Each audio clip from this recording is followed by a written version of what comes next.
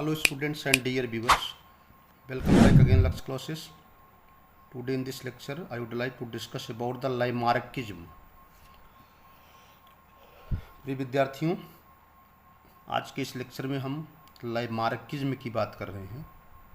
Lamarckism का मतलब है the theory that was proposed by the Lamarck with reference to the organic evolution.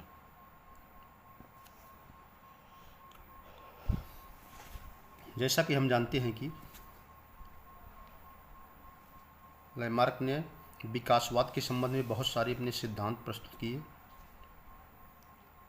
लामार्क्स famous theory is known as theory of inheritance of acquired characters. Lamarckism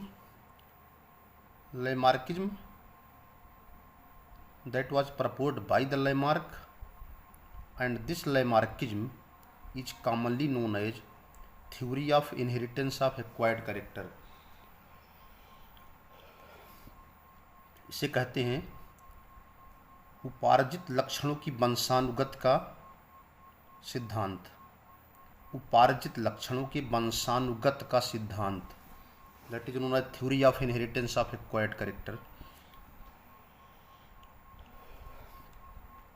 This theory was proposed by a French biologist Jean-Baptiste de Lamarck in 1801। Lamarckism को किसने दिया था? Lamarckism theory was proposed by French biologist. Lamarckism theory को propose किए थे। Propose का मतलब होता है प्रस्तावित करना। The Lamarckism theory was proposed by, लामार्कवाद का प्रस्ताव करने वाले जो वैज्ञानिक थे वो थे फ्रेंच बायोलॉजिस्ट, फ्रांस के जीव वैज्ञानिक जिनका नाम है gene Baptiste D Lamarck in 1801। So it is very clear that Lamarck की जो फेमस थ्योरी है जिसका नाम है theory of inheritance of acquired character, इस थ्योरी को प्रपोज करने वाले वैज्ञानिक फ्रांस के एक महान जीव वैज्ञानिक थे जिनका नाम था gene Baptiste D Lamarck.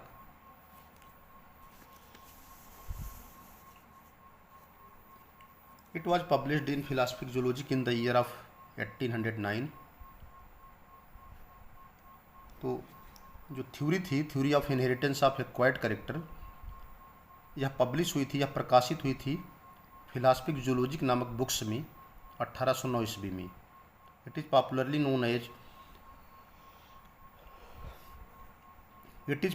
Known as the inheritance of acquired character in organism. इसको सामान्यतः जो है the theory of inheritance of acquired characters in an organism के नाम से जाना जाता है। इसको सामान्यतः उपार्जित लक्षणों की वंशानुगत के सिद्धांत के रूप में जाना जाता है।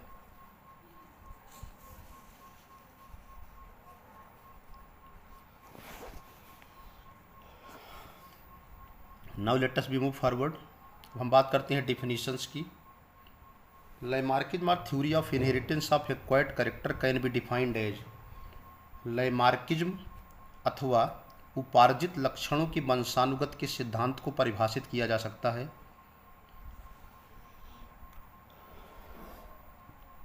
The changes in any structure और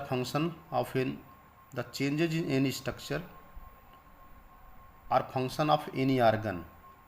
अगर किसी भी अंग की, द चेंजेज माने बदलाव, यानी माने किसी भी स्ट्रक्चर माने संरचना और फंक्शन माने कार्य, किसी भी ऑर्गन की संरचना में यदि कोई बदलाव होता है अथवा किसी भी ऑर्गन के कार्यों में अगर कोई बदलाव होता है, that will be acquired during the life time.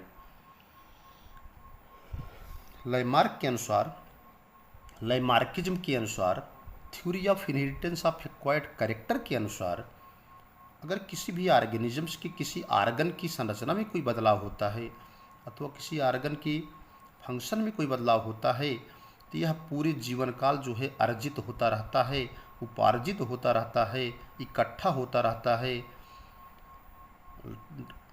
During the life time of an individual in response to the change in the surrounding environment. और यह बदलाव जो होता है वो आसपास पाए जाने वाले पर्यावरण के सापेक्ष होता है आर इनहेरिटेड बाई ऑफस्प्रिंग, और यह संतानों में वंशानुगत हो जाता है। And keep on adding over period of time, और इस तरह के बदलाव जो होते हैं लगातार समय के साथ जो होते हैं होते रहते हैं और वे जुड़ते रहते हैं।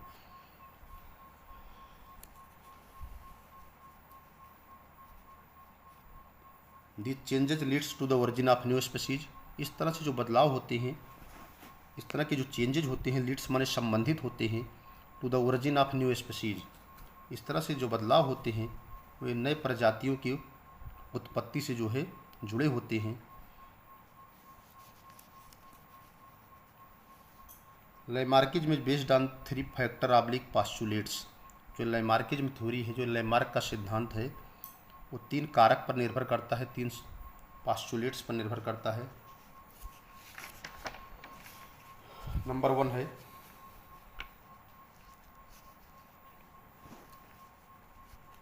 तीन सिद्धांत क्या है। नंबर 1 है न्यू नीड्स, सेकंड है इक्यूशन ऑफ न्यू कैरेक्टर्स, और थर्ड है इसके जस्ट बाद है जिसका नाम है इनहेरिटेंस ऑफ एक्वायर्ड कैरेक्टर। तो सबसे पहले किसी भी ऑर्गेनिज्म की अपनी एक नई नीड्स होती है, फिर वो नए नीड्स के अनुसार कोई भी पर्टिकुलर ऑर्गेनिजम्स कोई भी particular organisms according to the environments अपनी ऑर्गन्स में, अपनी बॉडी में स्ट्रक्चरल और फंक्शनल मॉडिफिकेशन करता है।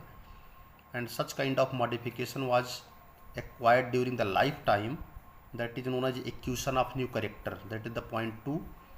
And third, if all the characters are acquired by the organisms, if many characters are acquired by the organism in response to the changing surrounding environments, that might be inherited from one generation to the another generation, that is known as theory of inheritance of acquired characters. Now let us be talking about the first point, that is the new needs. Changes in the environments create new needs. जैसे जैसे पर्यावरण में बदलाव होता है, creates माने उत्पन्न करती है, न्यू माने नई, नीड्स माने आवश्यकताएं। जैसे जैसे वातावरण में बदलाव होता है नई आवश्यकताओं का जन्म होता है। जैसे जैसे वातावरण में बदलाव होता है किसी भी ऑर्गेनिजम्स की नई आवश्यकताओं में वृद्धि होती है। So that these are better adapted, इस तरह से ये जो ऑर्गेनिजम्स होते हैं वह बहुत अच्छे ढंग से अपने को अनुकूलित कर लेते हैं। Are more suited on the change environment, और अथवा मोर माने ज़्यादा, सुइटेड माने कहते हैं सूट करना, किसी वातावरण कहते हैं ना ये इस पर्यावरण, यह वातावरण को सूट कर रहा है। यानी जैसे जैसे किसी पर्यावरण में बदलाव होगी ऑर्गेनिजम्स की नई आवश्यकताएं बढ़ेगी और उस बदलते हुए वातावरण में अपने को बहुत अच्छे ढंग से अनुकूलित कर लेते हैं, और वह बदला हुआ वातावरण जो होता है उनको बहुत अच्छे से अच्छा लगता है, सूट करता है। The organism have to put in special efforts, लेकिन यह जो बदलाव होती है, जो नई नीड्स होती है, उसकी जो फुलफिलमेंट्स है, उसकी जो पूर्ति होती है वह इतना आसान नहीं है। नए वातावरण में, नई बदली परिस्थितियों में, नए इन्वायरमेंट्स में अपनी नीड्स को पूरा करने के लिए स्पेशल एफर्ट्स करने की ज़रूरत पड़ती है, विशेष प्रयास करने की ज़रूरत पड़ती है। The organism have to put in special efforts, organism को बहुत विशिष्ट प्रयास करने पड़ते हैं for the fulfilment of the new needs, नई आवश्यकताओं को पूर्ति करने के लिए। These efforts leads to the changes in the habitat और बिहेवियर, जो एफर्ट्स होते हैं वह उस पर्टिकुलर ऑर्गेनिजम्स की हैबिट्स यानी स्वभाव और बिहेवियर मानी व्यवहार में चेंज लाते हैं, यानी बदलाव लाते हैं। इस तरह के जो प्रयास होते हैं वे किसी भी ऑर्गेनिजम्स के स्वभाव और स्वभाव एवं व्यवहार में होने वाले बदलाव से संबंधित होते हैं। ये हो गई न्यू नीड्स। नेक्स्ट है acquisition of new characters. Acquisition of new characters का मतलब ये है, अब ऑर्गेनिजम्स की नई नीड्स पूरी हो गई। जब ऑर्गेनिज्म नए किसी चेंज इन्वायरमेंट में रहेगा तो वातावरण के अनुसार अपने को बदलेगा। जब वातावरण के अनुसार अपने को बदलेगा तो उसकी बॉडी में स्ट्रक्चरल और मार्फोलॉजिकल और फंक्शनल चेंजेज आएंगी। और लैमार्क के अनुसार ये जो चेंजेज आते हैं किसी भी ऑर्गेनिजम्स की जो आर्गन में जो बदलाव आते हैं, चाहे वो स्ट्रक्चर में हो चाहे वो फंक्शन में हो, वो लाइफ टाइम एक्वायर हो जाते हैं और that might be inherited to from one generation to the another generation. जैसे उन्होंने कहा कि जिस आर्गन का हम यूज़ करते हैं वो बढ़ते हैं, जिनका हम नहीं करते हैं वो घटते हैं। यूज एंड डिस यूज, इसका भी हम आगे एक्सप्लेन करते हैं। New characters are acquisition by the living beings in two ways. जो न्यू कैरेक्टर्स का मतलब होता है नए लक्षण। आर इक्यूसाइटेड, इक्यूसाइटेड का मतलब होता है, एक्यूसाइटेड माने होता है अर्जित करना, लिविंग बींग माने होता है जिंदा जीव के द्वारा। इस तरह से जो नए लक्षणों को जो किसी भी ऑर्गेनिजम्स के द्वारा अर्जित किए जाते हैं, वो दो प्रकार से अर्जित किए जाते हैं। फर्स्ट है use and disuse. Bye use and disuse, इसे हिंदी में कहते हैं प्रयोग एंड अनुप्रयोग, अंगों का प्रयोग और अनुप्रयोग। लाइमार्क के अनुसार किसी भी ऑर्गेनिजम्स में, कोई भी ऑर्गेनिजम्स चेंज इन्वायरमेंट में, बदली हुई परिस्थितियों में जिस अंग का यूज प्रयोग ज़्यादा करता है, वह समय के अनुसार बढ़ते चले जाते हैं, और जिस अंग का प्रयोग नहीं करते हैं वह धीरे धीरे घटते चले जाते हैं और अंत में विलुप्त हो जाते हैं या वेस्टिजियल आर्गन हो जाते हैं, अवशेषी अंग में परिवर्तित हो जाते हैं। The new habit involves greater use of certain organ. The new habits का मतलब नई आवश्यकताएं, इन्वॉल्व्स माने अंतर्गत, नए स्वभाव के अंतर्गत। द न्यू हैबिट इन्वॉल्व्स, नए स्वभाव के अंतर्गत, greater use of certain organ, नए स्वभाव के अंतर्गत, ग्रेटर माने ज़्यादा, यूज माने प्रयोग, नए स्वभाव के अंतर्गत कुछ आर्गन का प्रयोग बहुत ज़्यादा हो जाता है, कुछ आर्गन का प्रयोग ज़्यादा होता है। To meet the new needs, to meet the new needs का मतलब होता है नई आवश्यकताओं को पूर्ति करने के लिए कुछ अंगों का प्रयोग ज़्यादा होता है। एंड डिसयूज, और कुछ अंगों का प्रयोग कम होता है। Or lesser use of certain other organs in the changed condition.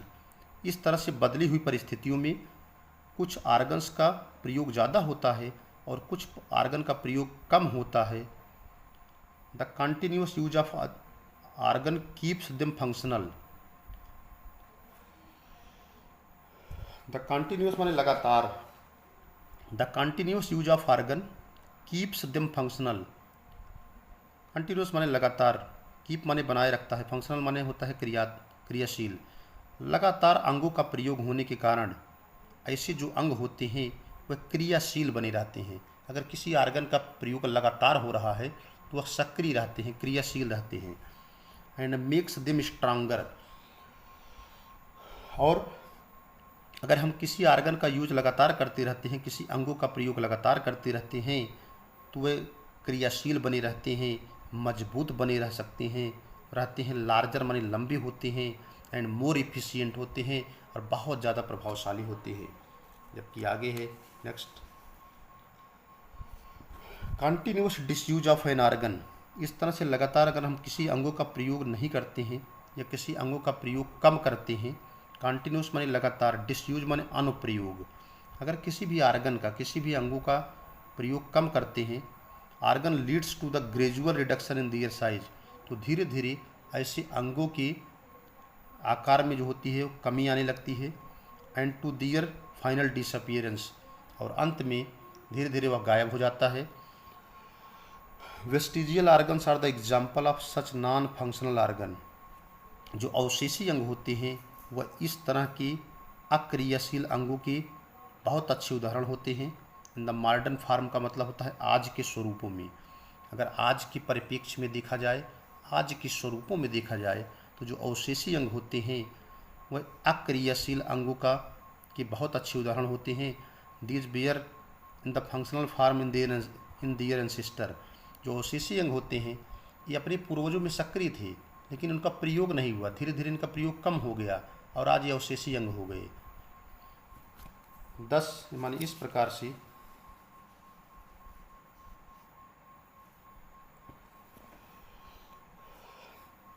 दस by differential use and disuse of various body parts. इस तरह से डिफरेंशियल माने अलग अलग, यूज माने प्रयोग, डिसयूज माने अनुप्रयोग या प्रयोग ना करना। इस तरह से शरीर के विभिन्न हिस्सों के प्रयोग और अनुप्रयोग के कारण an organism change to some extent, organism जो है कुछ न कुछ अपने को बदल लेता है, ऑर्गेनिज्म के अंदर कुछ न कुछ बदलाव आ जाता है। एंड एक्वायर सम कैरेक्टर्स, और नए लक्षणों को अर्जित कर लेता है। एंड मॉडिफाई सम अदर, और कुछ दूसरे कैरेक्टर्स को जो है वो रूपांतरित कर लेता है, चेंज कर लेता है। द चेंज एक्वायर्ड्स, जो बदलाव होते हैं, जो बदले हुए कैरेक्टर्स होते हैं, कुछ कैरेक्टर्स एक्वायर होते हैं, कुछ कैरेक्टर्स मॉडिफाई होते हैं। इस तरह से जो चेंज होते हैं, जो बदलाव होते हैं, एक्वायर माने अर्जित हो जाते हैं, और अक्यूमुलेटेड माने इकट्ठा हो जाते हैं इन एन ऑर्गेनिज्म माने किसी भी जीव में ड्यूरिंग द लाइफ टाइम। इस तरह से उस ऑर्गेनिजम्स के पूरे जीवन काल में ये जो बदलाव होते हैं वो इकट्ठा हो जाते हैं, इकट्ठा होते रहते हैं by the use and disuse of an organ. इस तरह किसी पर्टिकुलर ऑर्गेनिजम्स की पूरे जीवन काल में होने वाले जो बदलाव होते हैं, जो अंगों के प्रयोग और अनुप्रयोग के कारण होते हैं, वो इकट्ठा होते रहते हैं by the influence of the environment. किसके कारण? By the influence of the environment का मतलब होता है वातावरण के प्रभाव के कारण। Are called the acquire characters, इन्हीं को कहा जाता है उपार्जित लक्षण। उपार्जित लक्षण।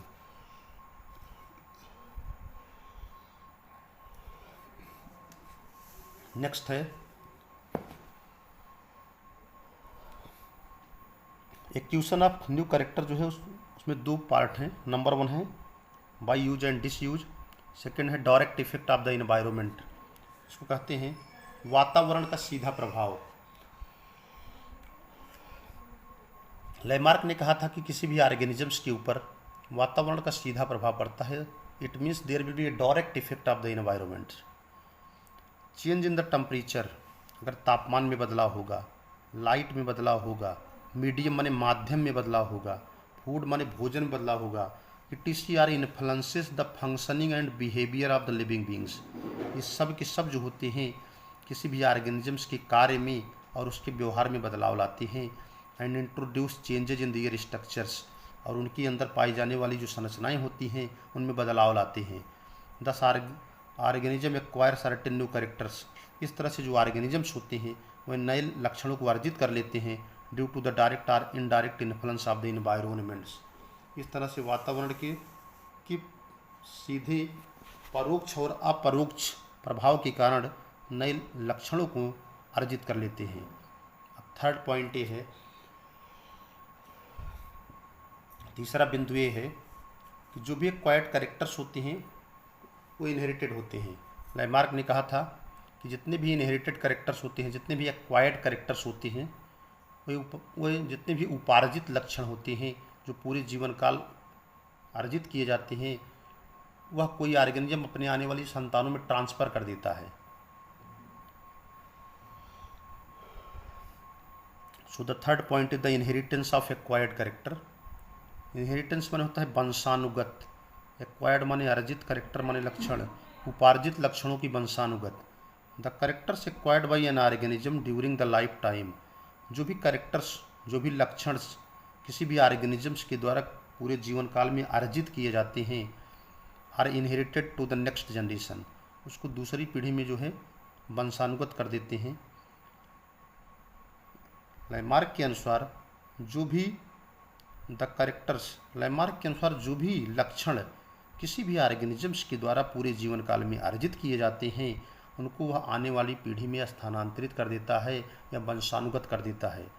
इन every generation some new characters are acquired, प्रत्येक पीढ़ी में कुछ न कुछ नए लक्षण जो होते हैं अर्जित हो जाते हैं। द ओल्डर वंस कीप, जो पुराने होते हैं वे मेंटेन रहते हैं, बने रहते हैं।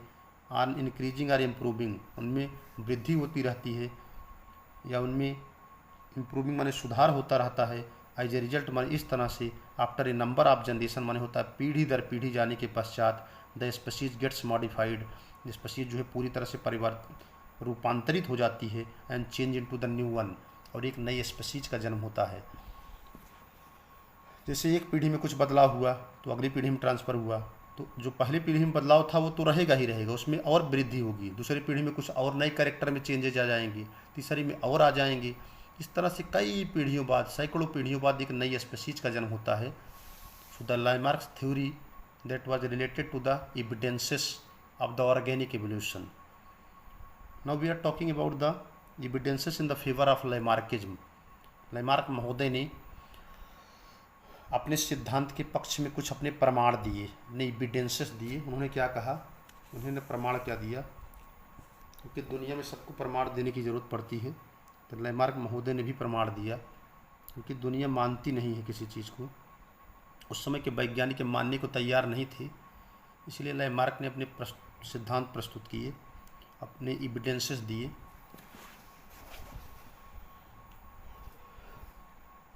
फर्स्ट है एविडेंसेस माने प्रमाण, फेवर माने पक्ष में, लामार्किज्म यानी लामार्कवाद के पक्ष में दिए गए प्रमाण। नंबर 1 है evolution of long neck in the giraffe, giraffe की लंबी गर्दन होने का प्रमाण। According to the Lamarck,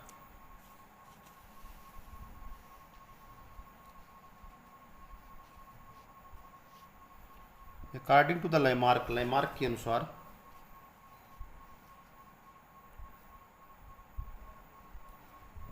according to the Lamarck giraffe have evolved from some deer like ancestor. Lamarck के अनुसार, अकॉर्डिंग टू लामार्क का मतलब है लामार्क के अनुसार जीराफ हैव इवॉल्व्ड, जीराफ की जो उत्पत्ति होती है from some deer like ancestor. Lamarck के अनुसार जीराफ की उत्पत्ति कुछ हिरन जैसे पूर्वजों से होती है। हु हैव शार्ट नेक, जिनके छोटे गर्दन होते थे, फोर लिम्स, अगले पैर छोटे होते थे, एंड ग्रेज्ड ऑन ग्रासेस, और वह जमीन पर घासें जो है खाते थे। As the climate change, as the climate of this area gradually become arid, as माने जैसे कि, द क्लाइमेट माने मौसम, ऑफ दिस एरिया माने इस क्षेत्र का, ग्रेजुअली माने क्रमशः, बिकम माने हो जाता है, एरिड माने झुलसना या सूखना।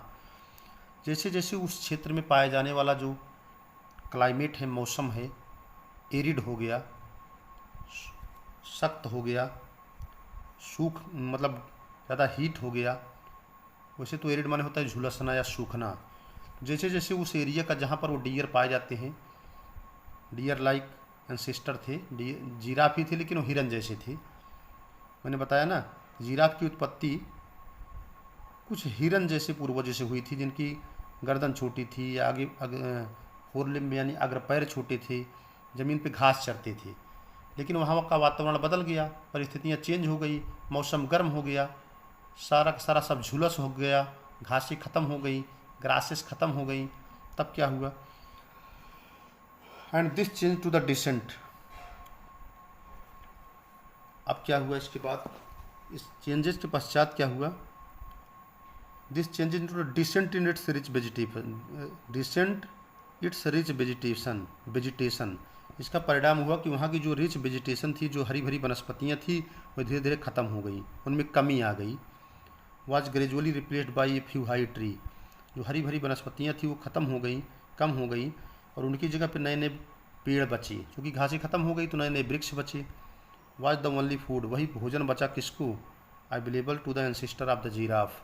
तो अब जीराफ के जो पूर्वज थे उनको खाने के लिए घासें चूँकि झुलस गई, ज़मीन पे घास रह नहीं गई, तो उनको खाने के लिए केवल क्या बचा, only the leaves that is found on the higher tree, पेड़ों की पत्तियाँ बची। अब पेड़ों की पत्तियों पर घासें खाने के लिए उन्होंने अपनी गर्दन को खींचा, अपने अगले पैर को खींचा, जिसकी वजह से स्ट्रेच के कारण उनमें वृद्धि शुरू हो गई।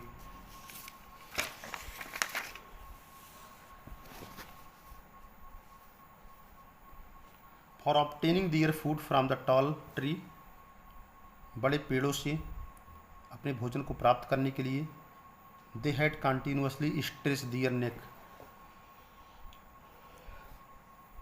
बड़े पेड़ों से भोजन को प्राप्त करने के लिए जो जिराफ के पूर्वज थे, जो जिराफ के एंसेस्टर थे, उन्होंने लगातार अपनी गर्दन को खींचा, अपने अग्र पैर को खींचा। The increases were transmitted to the member of the next generation, इस तरह से लगातार खिंचाव के कारण जो उनकी गर्दन है वो लंबी हो गई, जो अगले पैर हैं वो लंबे हो गए, यानी उनकी बॉडी में जो है स्ट्रक्चरल चेंजेज आ गए जिराफ की बॉडी में। और लैमार्क के अनुसार क्या हुआ, the increases were transmitted to the member of the next generation. इस तरह से जो इंक्रीजेज हुई, जो आर्गन्स में वृद्धि हुई, जो बदलाव हुई, दैट वाज ट्रांसमिटेड माने स्थानांतरित हो गया, to the member of the next generation. इस तरह के जो बदलाव है आने वाली पीढ़ी में स्थानांतरित हो गई।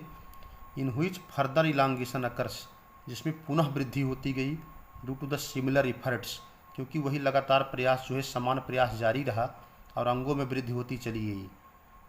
दिस अंगों में वृद्धि होने का मतलब अग्र पैर और गर्दन में लगातार वृद्धि होती गई। This is the due course of time, और समय के अनुसार resulted in the present day, आज के दिन में लॉन्ग नेक ऑफ जिराफ, बड़ी लंबी लंबी गर्दन वाले जिराफ पाए जाते हैं। The example which was given by the Lamarck, जो ये जिराफ का एग्जाम्पल दिया गया है, that is the example of use of organ. अगर किसी आर्गन का हम यूज करते हैं तो उस अंगों में वृद्धि होती है, लेकिन अगर किसी आर्गन में का हम यूज नहीं करते हैं तो वह अंग गायब हो जाते हैं। उसका नेक्स्ट एग्जाम्पल है इवोल्यूशन ऑफ स्नेक, सांप का विकास। ऐसा माना जाता है, इवोल्यूशन ऑफ स्नेक का मतलब होता है सर्पों का विकासवाद। इट इज़ बिलीव्ड दैट, ऐसा माना जाता है कि जो सांप के पूर्वज हैं, स्नेक्स के जो एंसिस्टर होते थे, उनमें पैर पाए जाते थे, पैर लिम्स पाए जाते थे।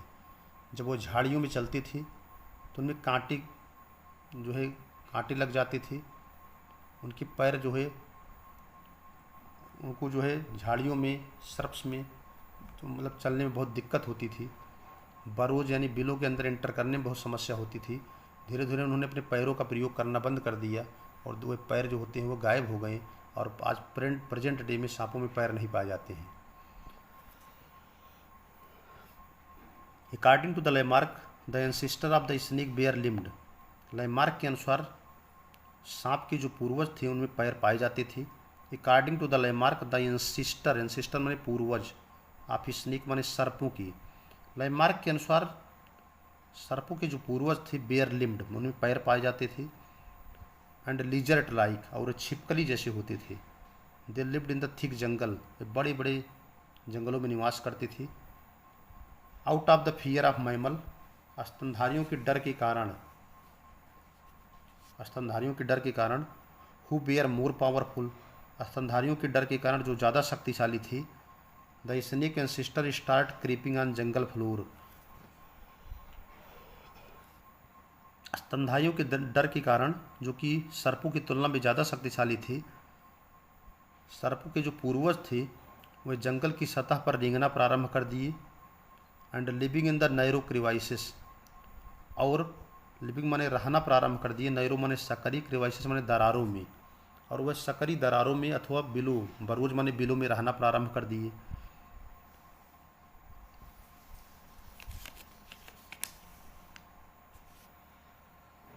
For creeping among the vegetation or burrowing in narrow crevices. For creeping माने रेंगते समय, एमंग द वेजिटेशन माने होता है वनस्पतियों के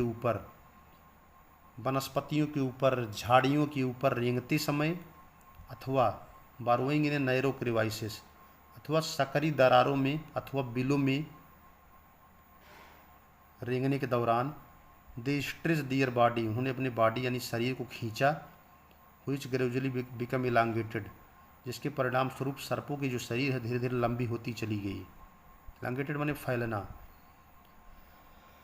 अगला बदलाव क्या हुआ, the legs which were of no use, अब आ गया पैर जिसका कोई काम नहीं था। The legs which were of no use, सोचिए सांप के जो पैर थे पहले थे, ऐसा माना जाता है कि जो एंसिस्टर थे स्नेक के उनमें सब पैर पाए जाते थे। The legs which were of no use, पैर जिनका कोई यूज नहीं था, कोई प्रयोग नहीं था। But proved to be hindrance in creeping and burrowing, लेकिन ऐसा माना जाता था कि वे हिंड्रेंस यानी अवरोध उत्पन्न करते थे। इन क्रीपिंग माने रेंगने में, एंड बरोइंग माने होता है बिलों में रहने में। ग्रेजुअली डिसअपीयर, धीरे धीरे वे गायब हो गए। तो इस तरह से जो पैर थे सांपों के जो लेग्स थे, सांपों के जो पैर थे, उनका कोई यूज नहीं था, कोई प्रयोग नहीं था। लेकिन ऐसा सिद्ध हो चुका था, ऐसा प्रमाण, ऐसा प्रूव हो चुका था कि रेंगने के दौरान और बिलों में प्रवेश करने के दौरान ये जो पैर थे वो अवरोध उत्पन्न करते थे। धीरे धीरे सांपों ने उनका यूज करना कम कर दिया और अल्टीमेटली जो लेग्स थे वो गायब हो गए। This is the best example of the disuse of an organ. So today in this lecture we have to explain Lamarckism very well. The theory of Lamarckism, the theory of Lamarck's, that is also known as Lamarckism, that is based on the three factors. Number one, new needs. Second है acquisition of new characters, and third one is the inheritance of acquired characters. So that's all today. Thanks to all of you watching the video. Thank you. अगर आप channel पे नए हैं तो channel को ज़रूर like subscribe करिएगा, इस तरह के जिससे आपको नोटिफिकेशंस मिलते रहें।